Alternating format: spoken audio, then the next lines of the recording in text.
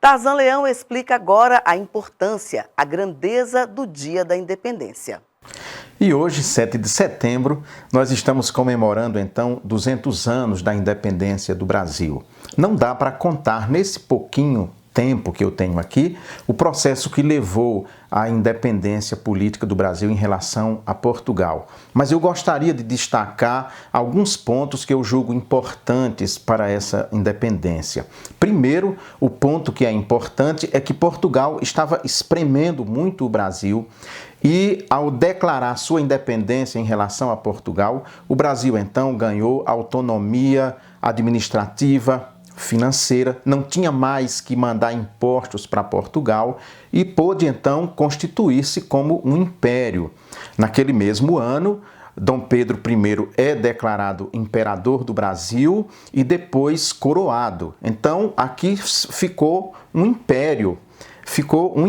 Não era mais uma colônia de Portugal, mas um império com plena autonomia. Isso foi importante, isso foi fundamental. Outra questão muito importante desse processo é que Dom Pedro conseguiu manter a unidade federativa. O Brasil não se dividiu, como aconteceu, por exemplo, nos países de língua espanhola, que se esfacelaram todos, né? É só olhar aqui na América do Sul. Ele manteve essa unidade territorial, isso foi muito importante.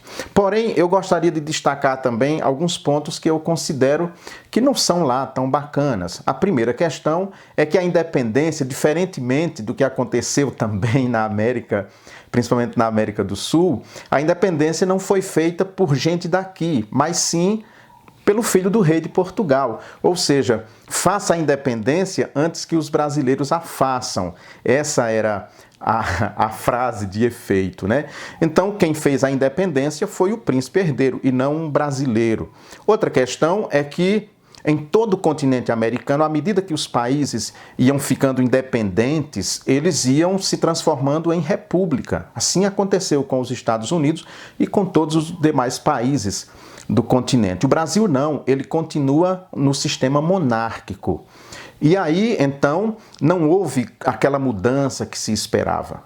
E outra questão que eu penso que é muito negativa é porque foi um movimento de elite apenas e para o povo mesmo não mudou nada. Continuou com o sistema escravocrata, o Brasil não teve uma reforma agrária, o Brasil não teve investimento realmente para que a população sentisse que havia tido uma independência e que agora o país era de fato independente. Ou seja, os pobres continuaram pobres do mesmo jeito, como sempre acontece aqui no Brasil. Aqui é assim, as coisas mudam para continuar como sempre foram.